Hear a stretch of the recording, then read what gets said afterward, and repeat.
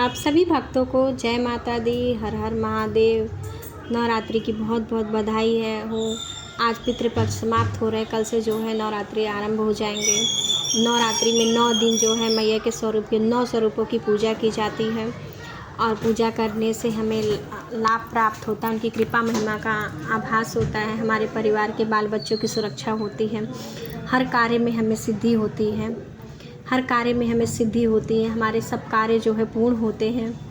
तो आप सभी जो है, जो लोग 9 दिन का व्रत नहीं कर सकते, वो जो है 9 दिन जो है उनका पाठ सुने।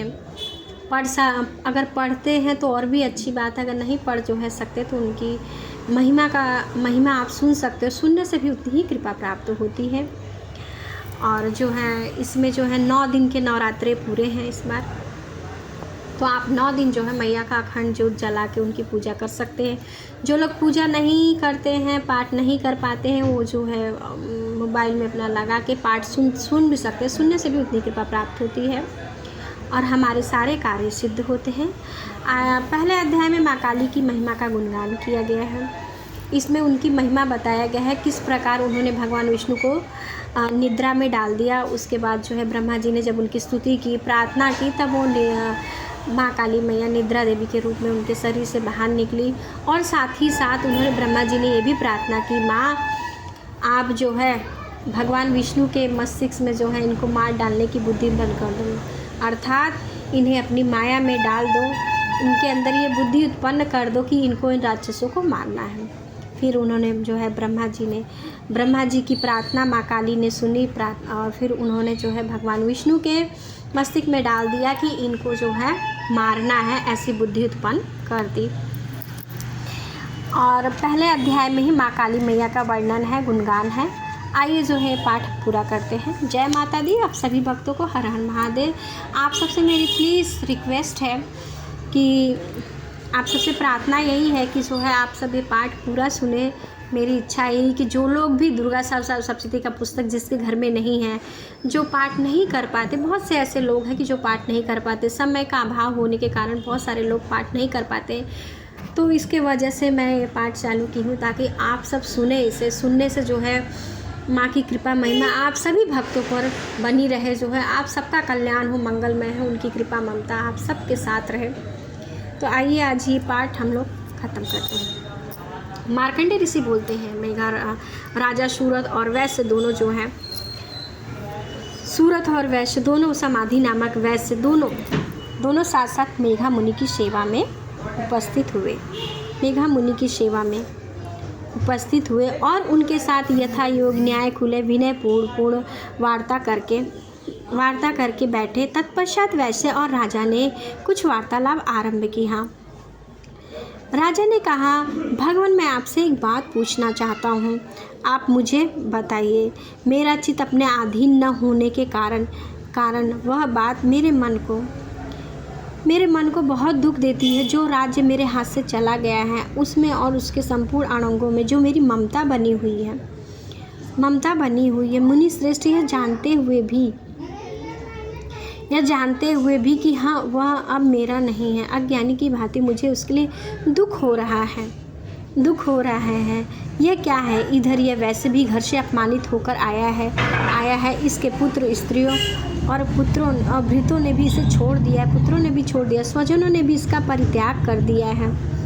तो भी यह उनके प्रति अत्यंत हार्दिक स्नेह रखता है। इस प्रकार यह तथा मैं दोनों ही बहुत दुखी है। भाव यह है कि राजा इसमें यह कहना चाहता है कि जो राज्य मुझसे छूट गया, जो पता है कि अब वो मेरा नहीं है, फिर भी मुझे उसके लिए दुख हो रहा है। मुझे उसके लिए दुख क्यों हो रहा है? उन्होंने जो है राजा ने जो मार्कंडेय ऋषि हैं उनसे यही अपना प्रश्न करना चाहते हैं कि जो राज्य मुझसे छूट गया, जो मेरा अब नहीं है, फिर भी मुझे उसके लिए दुख क्यों हो रहा है? आप इसका निवारण मुझे बताइए। और ये जो वैश्य है, इसको जो है इसकी पुत्रों ने, ये जो वैश्य है, ये वैश्य भी घर से अपमानित होके आए, इसका धन आदि भी छीन लिया। इसकी खुद की स्त्री ने, इसकी पत्नी ने, इसके पुत्र ने और इसके रिश्तेदारों ने, सभी ने जो है धन आदि लेकर इसको सिर्फ घर से अपमानित करके भेज दिया। फिर भी यह उनके प्रति अत्यंत दुखी क्यों हैं? क्या कारण है कि हम जो है ये इतना दुखी है? इसलिए वो महाराजा जो है मेघा ऋषि से ये अपना प्रश्न करते हैं।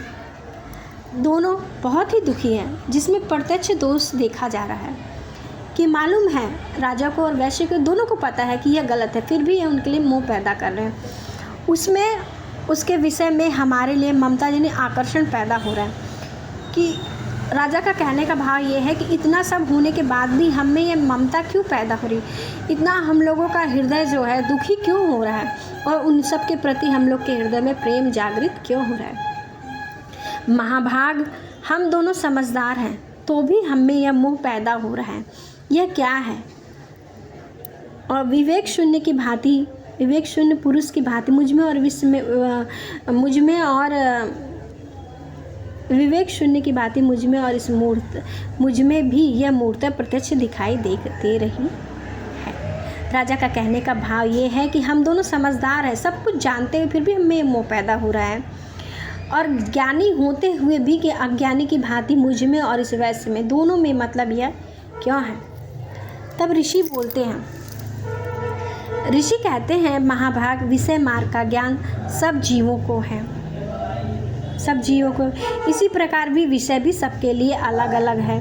कुछ प्राणी दिन में नहीं देखते, दूसरे रात्रि में नहीं देखते, तथा कुछ जीव ऐसे होते हैं जो दिन और रात्रि में बराबर देखते हैं।